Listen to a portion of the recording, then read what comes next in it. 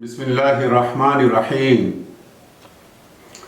গারো পাহাড়ের পাদদেশে যমুনা, ব্রহ্মপুত্র, দশানী, জিঞ্জিরাম নদ নদী বেষ্টিত বক্সিগঞ্জ দেওয়ানগঞ্জের বানে ভাষা নদী ভাঙ্গা একান্ত প্রিয় মানুষ সহ প্রিয় দেশবাসী, আসসালামু আলাইকুম ওয়া রাহমাতুল্লাহি ওয়া বারাকাতুহু। গুনাহ মাফ মৌসুম, পবিত্র রমজান মাস শেষে ঈদ উল ফিতরের আনন্দময় মুহূর্তে আমি মোহাম্মদ নাজমুল হক সাঈদী আপনাদের সবাইকে জানাই আন্তরিক শুভেচ্ছা ও সালাম। ঈদ মুবারক। তাকাব্বালাল্লাহু মিন্না ওয়া মিনকুম। আল্লাহ সুবহানাহু ওয়া তাআলা আমাদের এবং আপনাদের সকল সুকর্ম, সকল ভালো কাজগুলোকে কবুল করে নিন, আমিন।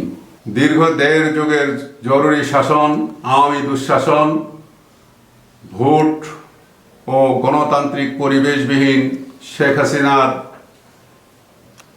ফেসিবাদী অপশাসনের বেদনাদায়ক দুর্নীতি, গুম, খুন, হত্যা, ভোটাধিকার হরণ, জেল জুলুম ও একদলীয় কুশাসন পাড়ি দিয়ে গত বছরের জুলাই বিপ্লবে অগণিত ছাত্র জনতার রক্ত, ত্যাগ, কোরবানি এবং সাহসী ভূমিকা, সর্বোপরি মহান আল্লাহ রাব্বুল আলামিনের বিশেষ রহমতে বাংলাদেশের মানুষের বাক স্বাধীনতা, গণতান্ত্রিক অধিকার সহ ভোটের অধিকার ফেরত আসায় নতুন এই সম্ভাবনাময় বাংলাদেশে আমরা মহান আল্লাহ তাবারক ওয়া তাআলার শুকরিয়া আদায় করছি, আলহামদুলিল্লাহ।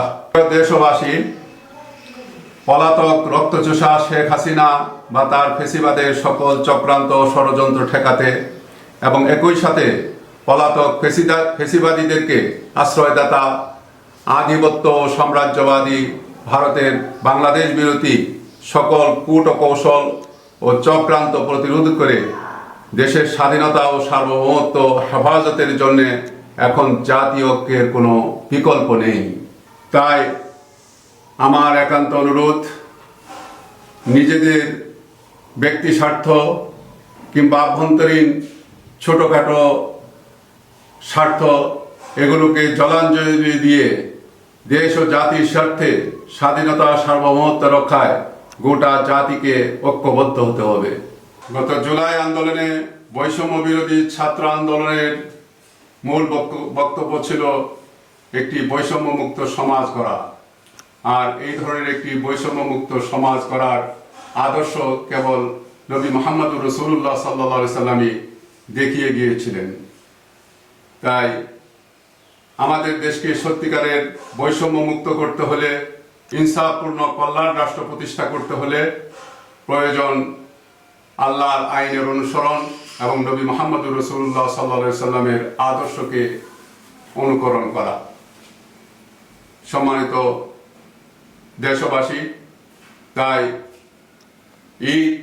ঈদ উল ফিতরের এই পূর্ব মুহূর্তে, আনন্দঘন মুহূর্তে আমি আপনাদের কাছে অনুরোধ করতে চাই যে আসুন আমরা ইসলামের ভিত্তিতে, আল কোরআনের ভিত্তিতে আমাদের নিজের জীবন এবং সমাজ সব কিছু পুনঃসজ্জিত করি এবং এর মাধ্যমে মানুষের নিরাপত্তা, অধিকার, শান্তি, কল্যাণ নিশ্চিত করার চেষ্টা করি। আমরা যদি সকলে ঐক্যবদ্ধ থাকি, ঐক্যবদ্ধভাবে জাতীয় সমস্যার সমাধান করার চেষ্টা করি, আমাদেরকে কেউ পরাভূত করতে পারবে না এবং সারা দুনিয়ায় ইনশাআল্লাহ বাংলাদেশ নেতৃত্ব দিতে পারবে। বাংলাদেশ একটি সুখী সমৃদ্ধশালী দেশ হিসেবে প্রতিষ্ঠিত হতে পারবে। এই জন্যে দেশবাসীকে এদিকে আসার অনুরোধ সহ পবিত্র ঈদের প্রাক্কালে আপনাদের সকলের সুস্বাস্থ্য, মঙ্গল, কল্যাণ কামনা করি।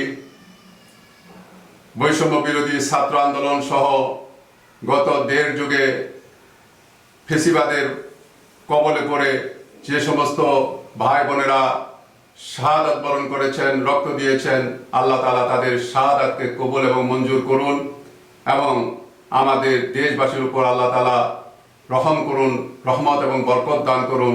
এই দোয়া করে আমি আমার জন্যে আপনাদের কাছে দোয়া কামনা করে, সহযোগিতা কামনা করে পবিত্র ঈদের পুনরায় সালাম ও শুভেচ্ছা জানিয়ে কথা শেষ করছি। ঈদ মোবারক, তাকাব্বালাল্লাহু মিন্না ওয়া মিনকুম। আসসালামু আলাইকুম ওয়া রাহমাতুল্লাহি ওয়া বারাকাতুহু।